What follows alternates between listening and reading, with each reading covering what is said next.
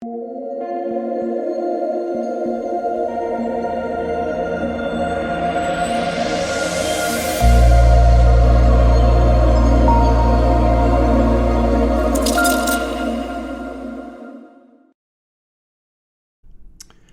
what is going on, guys? DK. Back at you with another video here to bring the 11-game NBA main slate on Wednesday. Before I get into the video, if you guys are new to the channel, welcome. My name is DK. I make daily videos and live stream for NBA and NFL slates on Draftkings. If you guys are unable to watch these videos, I also upload on Apple Podcasts. I'll have a link down below. It's called the DK DFS Show. And if you're interested in signing up for premium content, now is a great time out for two different packages on patreon.com. NBA and NFL will cover the main and the showdown slates. The sponsor of today's video is PrizePicks. PrizePicks is a player prop site where you can pick 2 to 5 players and win up to 10x your money. You can mix and match sports as well. So they have NBA contests, NFL, college football, college basketball, women's college basketball, esports. As I said, again, you can mix and match. So if you guys want to try out PrizePicks, make sure to sign up and use my code DKDFS. It is DKDFS, all one word. You get a 100% match up to $100.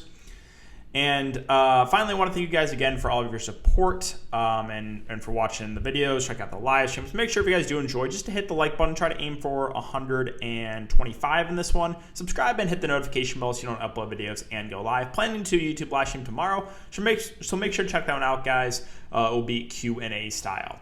All right, so let's take a look at my lineup here from tonight. So what with Cam Thomas, Rose, Durant, Randall, Day'Ron, Sharp, Lillard, Edwards, McGee. So Cam Thomas, obviously the one bust there. Now, here's one thing I've been noticing a lot for NBA DFS this year. And let me know if you guys are noticing this too, where, the optimal plays, disregarding ownership, are almost over-owned in tournaments. And I think it makes it good for us GPP players. Now, for example, tonight, you had a lot of guys that were, optimal, right? I talked about this in my Patreon live stream. I was like, hey, if you're trying to build out the optimal lineup, just load up, just completely stack the Nets, play Derrick Rose, and go from there, right? I was like, hey, play Claxton, play Blake Griffin, play KD, play Rose. But, it's like those guys are being over-owned. For example, Blake Griffin and Claxton. Now, Claxton I thought was a great play. Blake Griffin, at his ownership, felt over-owned, right? He's about 60% owned. We know he's dust now. And when you have Blake Griffin at 60% and a guy like Day'Ron Sharp at 4%, I'm going to play Day'Ron Sharp in that situation in tournaments all day long, right? Now, Day'Ron Sharp, you saw what he could do when given minutes. Now, unfortunately, Steve Nash is the WOT and plays him 13 minutes and with an 8-man rotation. So there's a lot of ways Chalk, Claxton, and Blake Griffin could have gone wrong tonight. It did not. Obviously, it went to overtime. They got extended run because of that. But there's a lot of ways it could have, and you would have had a massive edge to the field if you ended up fading. Like, for example, Nick Claxton, very prone to foul trouble. I played him in preseason DFS. He fouled out in 8 minutes, right? Very prone to foul trouble. Blake Griffin could have easily played 16 minutes tonight. I would not be surprised because he's been out of the rotation. They've really been taking it easy on his minutes. So a lot of different ways that could have gone wrong. For tonight, for going contrarian for me, it didn't work out going to Day'Ron Sharp. Now, he was still solid, but imagine if Day'Ron Sharp just played 22 minutes. He would have absolutely smashed at no ownership, right? He just played 13. It's 13 minutes, Steve Nash. Are you serious? But another one of my low-owned pivots, Kessler Edwards, again, 4%, went for a 40 bomb. So let me know if you guys notice that, right? Are you noticing that the optimal plays in tournaments are being almost over-owned or properly owned to the point where the pivots make way more sense in GPPs? Maybe someone that looks slightly suboptimal, right? For example, Day'Ron Sharp to Blake Griffin and Claxton. Definitely a little bit suboptimal, but coming in at a fraction of the ownership. Kessler Edwards, 4%, right? Probably a little bit slightly suboptimal to David Duke because David Duke was starting. But yeah, Duke at 50+% and Kessler Edwards at 4%? Makes it good for tournament players, in my opinion. But Yeah, KD. I'm surprised 20% of the field faded KD. And in the lower stakes, I think like 40% of the field faded KD. And then, went to Dame here. Steph Curry was also super popular. He was a massive bust. He's been pretty disappointing. I went to low-owned JaVale McGee. I was really hoping Ayton would get ruled out after lock. He ended up playing, which really hurt. So I would have got like a really low-owned McGee to smash. And McGee got in foul trouble, as I said. So, guys, that's it for the look back. Let's take a look at ownership in the Thunderdome. And again, you're going to see the ownership be on all the optimal plays, right? Duke, 40%. Cam Thomas, 100%. 100% Cam Thomas in the Thunderdome, 8 fancy points. Kevin Durant, 100% owned. Nick Claxton, 75%. D Rose, 75%. Now, another one of these where I was talking about was like, once we saw ownership, I played Derrick Rose, but I told you on Patreon, I was like, hey, Derrick Rose versus Patty Mills is a toss-up for me. And once I saw ownership that Rose or Mills like 20% and Rose was like 60+%, I was like, hey, I would have played Mills in that situation all day long. Was there anything else? Again, Steph Curry was the chalk. He was a huge bust, 40%. Again, Blake Griffin, 62% is what it is. That is it for the look back, guys. And of course, Chris Paul. Chris Paul almost had as many points in the first quarter as he did in one game for me last game at low ownership. So I knew that would happen. But all right, let's talk about this slate. 11 games. So got to go kind of quick. And a lot of guys questionable. Houston and Cleveland is the first game here. Christian Wood, status up in the air, dealing with a knee injury. We have KPJ, Wall, Eric Gordon, Jalen Green, all out. So Armani Brooks should start at the point, should play. He got a little bit banged up, though. Just keep an eye, make sure he's playing. So he went to the locker room last game. But if he starts here, I think he makes for a decent play in the mid-range. Should play 30-plus minutes. Jayshawn Tate, especially if Christian Wood gets ruled out, probably going to be their go-to guy in offense. So I think he looks like a really solid play. And then my boy, Sengun. I've been hammering this home for a while. Why is he not getting more minutes for this team? Well, they're starting to trend up a little bit. 23, then 25. This team has nothing to play for. Why are you not giving your young guys minutes? Especially a guy like Sengun, who I think is extremely underrated. I think he is a phenomenal NBA player. And if Christian Wood gets ruled out and he starts, he looks like an amazing value. Other options in this team, Matthews is playing big minutes. He's 4.7K. Again, he's very score independent, though. DJ Augustine, was it last game at a massive game? Yeah, I'm not buying into DJ Augustine. Daniel Tice, if Christian Wood gets ruled out, probably has to play some decent minutes. So that's really the key piece of news here for Houston is Christian Wood. On the Cleveland side, so Allen, Garland, Mobley, all three of these guys should play big minutes. It's a good matchup. They're all firmly in play for me. Rubio at 5K. He should play mid to high 20s minutes. I actually think he's a fair play at this price. He's probably going to get you somewhere around 25 fancy points. And then I'll mention Kevin Love for tournaments, right? He's not playing a ton of minutes, but he's productive when he's on the court, and he's gone for 46 and 37 in 2 of the last 3 games. So sure, the floor is there with him, but like the ceiling is also there, and I don't think he'll be super popular. Atlanta and Orlando, so Trae Young just too expensive at almost 11K for me. Capella, Collins in a good spot here, I like for tournaments, however, both a little bit risky. Herder, Gallinari feel priced about right. I think Cam Reddish makes for a good value, only 3.8. He played 28 minutes last game, so he kind of stands out at his price. On the Orlando side, I think Cole Anthony's a decent contrarian spend up. Right, this Magic team's awful, but usually when they keep being competitive, it's a pretty big game there from Anthony. Carter Jr., Bamba, priced about right. Franz Wagner at 6.3. I mean, he's playing big minutes, but again, the price doesn't stand out.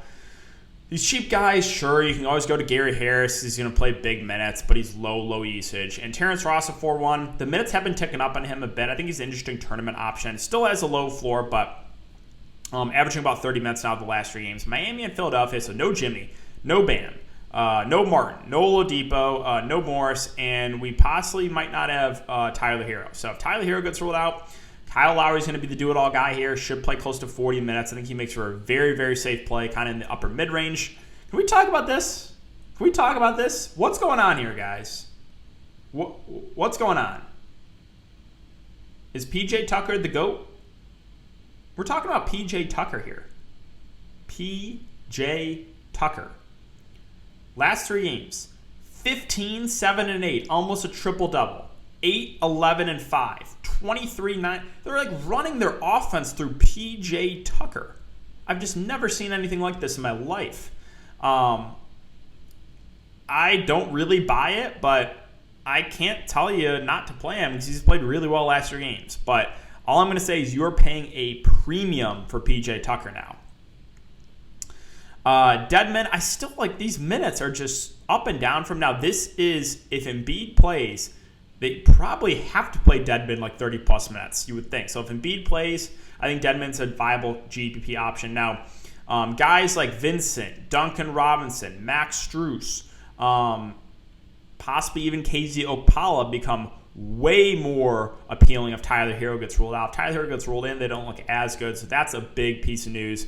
And then the GOAT, Omer GOAT7, has been playing a little bit of the backup 5 at times. We know he's a good point per minute guy, but the minutes are still up and down, so he's just a dart in large field tournaments. On the Philadelphia side, so Joel Embiid, Seth Curry, questionable.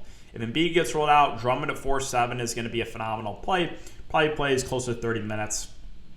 Tobias Harris, Tyrese Maxey, again, if Embiid gets rolled out, both look good in my opinion. It was a blowout last game, so those three, Tobias, Maxey, Drummond, will be the highest usage guys. And if Seth Curry gets rolled out, let's make a value like Furkan Korkmaz, who played 32 minutes last game. Would like him a decent amount there. So, Embiid, Seth Curry, monitor that. On the Lakers side, we have LeBron probable. Anthony Davis, on the other hand, is questionable. He's missed back-to-back games now, so that's pretty key. With the Lakers, we have LeBron 11-1.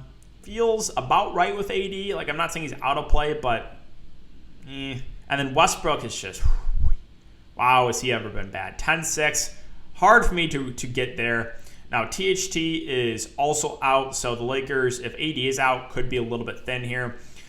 I wonder if they play the bigs a little bit more with like Dwight Howard and DeAndre Jordan if THT is out. Dwight did play 23 minutes last game, so a little bit interested in him for value. Guys like Monk, Carmelo, they probably get more run. I think they're in play for tournaments. Carmelo is only 4-2. Like without THT, I think he makes her a pretty safe value play. On the Maverick side, so Luka Doncic is out. Brunson, Porzingis make for both really good options here in a good matchup. Brunson's going to play, mid-30s minutes if the game's as competitive. He was on pace for a massive game last game. It was just a huge blowout. And then Porzingis at 8-6 also should be able to dominate here, especially if Anthony Davis is out. So those two look good at their respective price points. THJ is always viable for tournaments. Again, he's still scoring independent now. Last value play I mentioned here is Maxi Kleber. 30 and 29 minutes last couple of games with Luka out. I think he makes for a decent value. Trey Burke had a nice game off the bench in 23 minutes. He'll play the backup point. I guess in a large field tournament you can go there, but he's not going to play a ton of minutes if the game stays close. Pacers and Bucks. So bonus at 9.5 continues to get it done. Continues to go for like 50-plus fantasy points a night. We have no Giannis, so like he'll be matched up against like Bobby Portis or Thanasis Antetokounmpo. So, like, I don't mind getting to Sabonis here. I don't think the ownership is going to be super high. Brogdon in a revenge spot. Been a little bit up and down of late, but he's still got 50-plus fantasy point upside. LeVert, the last couple games, 37 minutes. That's good to see, but also the prices come up on him. Turner at 6.2 doesn't really stand out to me, and I'm probably not going to get to the value. On the Bucks side, so Giannis out, Middleton questionable. We also have Boogie out. So we'll start with Drew Holiday. If Milton's out too, he's going to look like one of the better plays on the slate. Should play mid-30s minutes. Will be their clear top guy on offense. And then Bobby Portis will also probably get a few extra minutes here. Usage should go way up without Giannis and if Milton's out too. So those two look really, really good. We do have DiVincenzo back. Now, I don't think he's going to play a ton of minutes. We'll keep an eye on this. If he's just going to come back and not be in a limit, then obviously he looks good. But I don't think they're going to play him a ton of minutes. Pat Connaughton at 5K should play big minutes, but the price doesn't really stand out. Now, I hate playing Grayson Allen, but like he's probably going to play 30 minutes here and probably going to get more shot attempts up with Giannis and possibly Milton out, so he makes for a decent value. And then George Hill's all the way down here at the flat min 3K. Like he'll probably play mid-20s minutes. It's gross, but like he's so cheap that I think he's in play for salary relief. Pelicans and Thunder, so matchup of two bad teams going up against each other. Ingram, JV, again, like the spot for them. The price points are not amazing, but like they still have upside. JV, we know can still go for 50-plus fantasy points. So those two, I think, make for decent options. Hard at 6'3", he's going to play big minutes, but the price would come up on him. Graham's really been awful. NAW and Herbert Jones don't really stand out their respective price points. So not a ton else I like on the Pelicans side. On the Thunder side, Shai Gilgeous-Alexander at 8.8K. Again, the floor's been a little bit lower on him this year. Ceiling is still there. Definitely not a cash game play for me. Giddey at almost 7K feels a little bit too pricey. We do have Lou Dort out, so we'll have to see who they end up starting. So that's something to keep an eye on. Like maybe they start Robinson Earl at the 4 and move like Beasley at the 3, Robinson Earl at the 4, and like one of the bigs at the 5. Maybe go for like a bigger lineup. I don't know. We'll have to see. Like maybe Kendrick Williams starts. I'm not sure who's going to start for Lou Dort. So whoever does start is definitely in play for value. All right, Charlotte, San Antonio. So LaMelo Ball's still out. We do have Rozier back. They're starting to get healthy. The group of like Oubre, Bridges, Hayward, Rozier, I think are all fine secondary plays. I don't know if there's one that stands out. Probably at least one of these guys can have a good game, but like at their respective price points, there's not one that I'm like, oh my God, I look at them like I have to play one of these Hornets. Cody Martin feels a little bit too pricey. PJ at 6K feels priced about right, and I don't think we had to touch the value here with the Hornets getting pretty healthy outside of LaMelo Ball. On the Spurs side, so DeJounte Murray, I think, makes for a good GBP play. The price is going to scare some people away. The floor has been low on him, but this is just a great matchup against Charlotte. Jakob Poeltl, I wish that he didn't get the price bump to 7K. Again, he's in a great spot here too, but the price, as I said, doesn't stand out. Derek White at 7.2, he's also been playing really well last couple weeks. I think he's still viable for sure, but again, price has gone up on all three of these main Spurs. The secondary Spurs, this Popovich rotation is so annoying. Keldon Johnson at 5.6. Minutes have been a little bit up and down. I know he's been dealing with some injuries.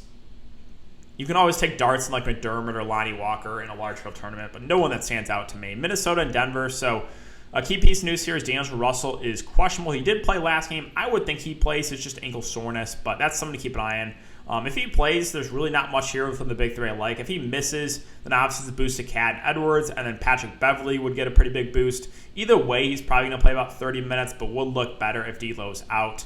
And then Malik Beasley at 4.4 would get a boost if D'Angelo Russell's out. So those two become way more in play if D'Lo ends up sitting. On the Denver side, so it's just hard not to plug and play Jokic every single slate. He was on pace for like 90 fantasy points last game and got ejected. Cat, I'm not scared of defensively, so Jokic is just absolutely smashing every single game. I think he looks like a great play at the top. Gordon, Barton, both expected to play. I'll mention Campazzo at 4.1. He continues to play, mid-20s minutes off the bench. I think he's a decent contrarian value play. Washington and Sacramento. Washington team is just kind of boring. Brad Beal continues to be a little bit overpriced, 8.5.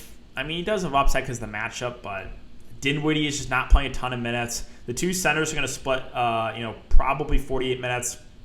I think both look decent in a spot like this. So I like them both in tournaments. Kuzma is currently questionable. Would expect him to come back, but if he misses, the value of Denny and Bertans become playable in GPPs. On the Sacramento side, another team that was kind of blown out last couple of games. Fox at 8K and an 11-game slate. Not much interest from me. Holmes is doubtful, so Alex Len probably starts, but just be careful, right? If Alex Len is going to be the chalk in this slate, I am perfectly fine fading. There's a chance Alex Len starts and plays 5 minutes. So they can go to Thompson, they can go to Damian Jones. A lot of different ways they can go. This rotation right now is just a headache. They started Metu last game. He only played 22 minutes. Now, again, it was maybe partly due to the blowout. Bagley came off the bench, played a little bit more. I don't trust what this Kings rotation is going to be when the game stays competitive. So, if you want to take shots in some of these secondary plays and GPPs, you can, but no one I feel really good about. Clippers sides, I'm just really hoping Paul George plays so I don't have to deal with this nonsense secondary options here for the Clippers. If Paul George does end up sitting, then Reggie, Morris, Mann, Kennard, all get a pretty big bump. All would be pretty decent options. The only issue is the matchup here against the Jazz. Zubac at 5.1, the minutes have been ticking up on him a bit, but this is against the Utah Jazz, so I don't love that. Hartenstein's been good off the bench, but again, it's the Jazz, so I don't know if I can go there. And then Batum also might be back as well. If Paul George plays, I'm probably just going to stay away from the Clippers. On the Jazz side, a team that just so boring. Donovan Mitchell probably going to get you 40 to 45 fancy points, sure. Gobert feels a little bit overpriced.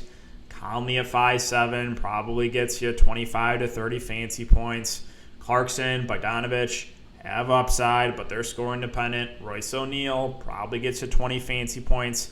Ingles, Gay, fine options, but not going to play a ton.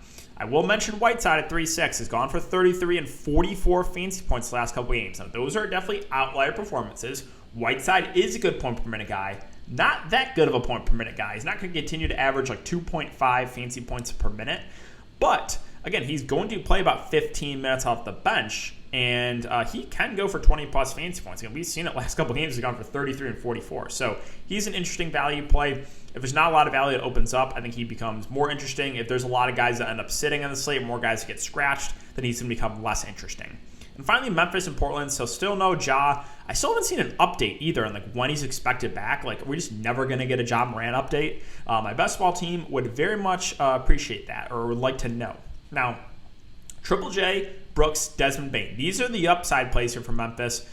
They've been involved in a couple of blowouts the last few games. In a competitive game, I expect, low 30s minutes from all three of these guys. So those three look pretty good for tournaments. Again, Brooks, we know, is probably going to shoot 20-plus times. Bane's been playing pretty well. And Triple J, if you can stay out of foul trouble, has a good amount of upside. Now, Tyus Jones, probably your safest option. He's been playing, mid-30s minutes in a competitive game. He's a guy who can stuff the stat sheet. Probably doesn't have the upside as the other three, but does have a little bit of higher floor.